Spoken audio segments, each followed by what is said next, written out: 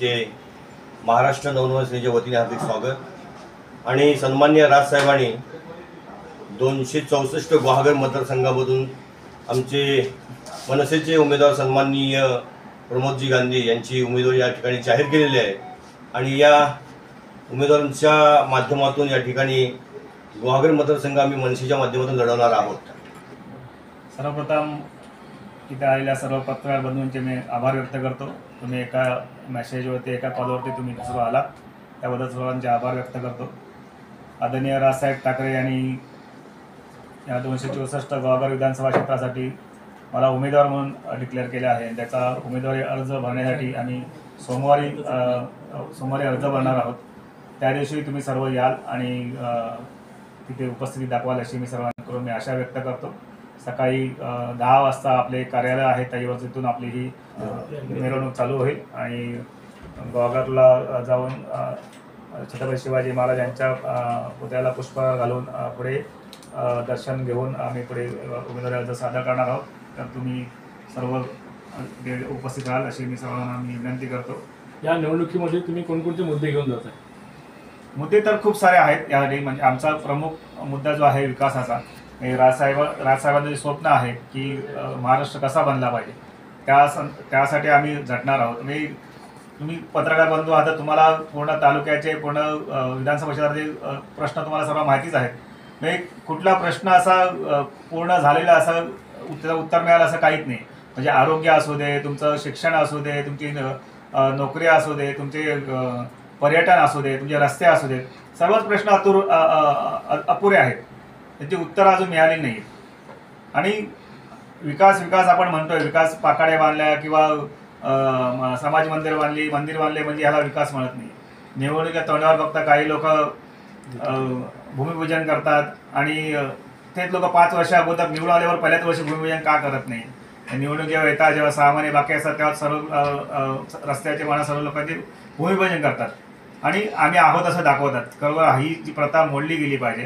तुम्हाला जर विकास करायचाच आहे, तुम्हाला पाकाळी बांधायचं आहे, तुम्हाला समाज मंदिर बांधायचं आहे, तर तुम्ही जेव्हा पहिले 1-2 वर्षात तेव्हा ह्या गोष्टी का होत नाही? हे लोकांना फक्त मूर्ख बनवायचं आणि लोकांकडून सहानुभूतीने मतं मिळवायची, हीच ह्या गुहागर तालुक्यामध्ये सर्व लोकांचे प्रयत्न चालू आहेत। हे अशा प्रकारे थांबले पाहिजेत। त्यामुळे गुहागर तालुक्याची जी जनता आहे ती सुज्ञ आहे आणि ती ह्या वेळेला नक्की परिवर्तन घडवेल आणि नवीन चेहऱ्याला इथे संधी देईल अशी आम्हाला पूर्ण विश्वास आहे।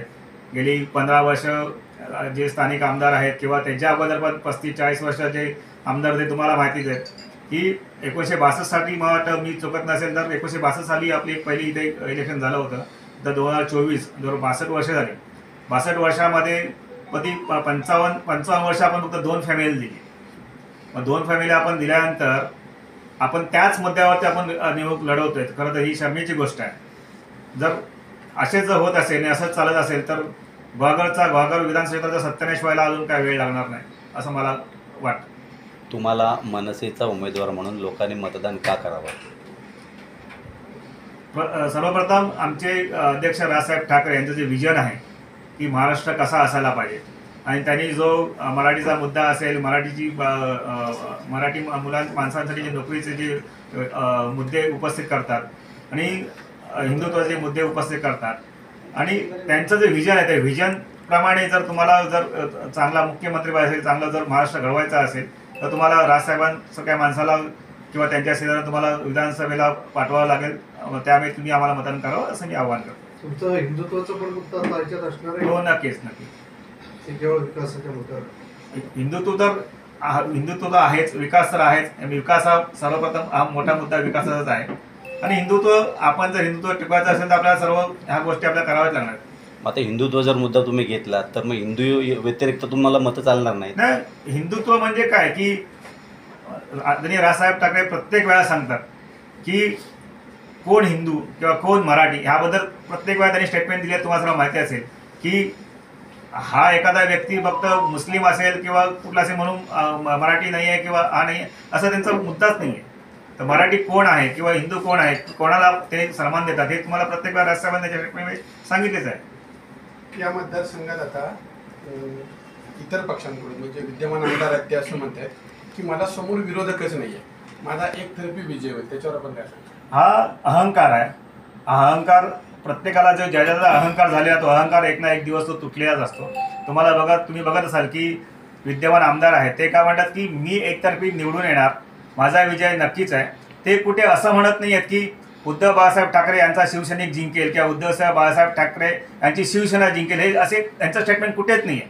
तुम्ही बघत असाल तर म्हणजे ते सुद्धा त्यांचे जे कार्यकर्ते आहेत त्यांचे पदाधिकारी त्यांना पण गृहीत धरतात. म्हणजे भास्कर शेठ कुठेही गेले तरी निवडून येऊ शकतात, मला कार्यकर्त्यांची गरज नाही किंवा माझ्या पदाची गरज नाही, मी माझ्या हिमतीवर निवडून येतो, अशा प्रकारे त्यांची बॉडी लँग्वेज आहे असं मला दिसणे. आत्ताच्या या विधानसभा मतदारसंघात कुणबी समाज या विधानसभा मतदारसंघात खूप मोठा फॅक्टर करतो. महायुतीकडून कुणबी समाजाचा उमेदवार देऊन एक भावनिक वातावरण तयार केले जाते, तर त्याचा तुम्हाला कुठे फटका बसेल का? हे सर्व ठिकाणी सर्व महाराष्ट्रामध्ये समाजामध्ये तेढ निर्माण करण्याची कामं हे विरोध किंवा पक्ष करतायत आणि त्याचा विरोध नेहमीच आदरणीय राजसाहेबांनी ह्या सर्वांचा विरोध केला आहे. आदरणीय राजसाहेब ठाकरे हे कुठल्याच जातपात पाळत नाहीत आणि तुम्ही बघत असाल की जेव्हा मराठा समाजाचे आंदोलन होतात ते पण स्पष्ट बोलणारे एकच वक्ते होते म्हणजे राजसाहेब ठाकरे.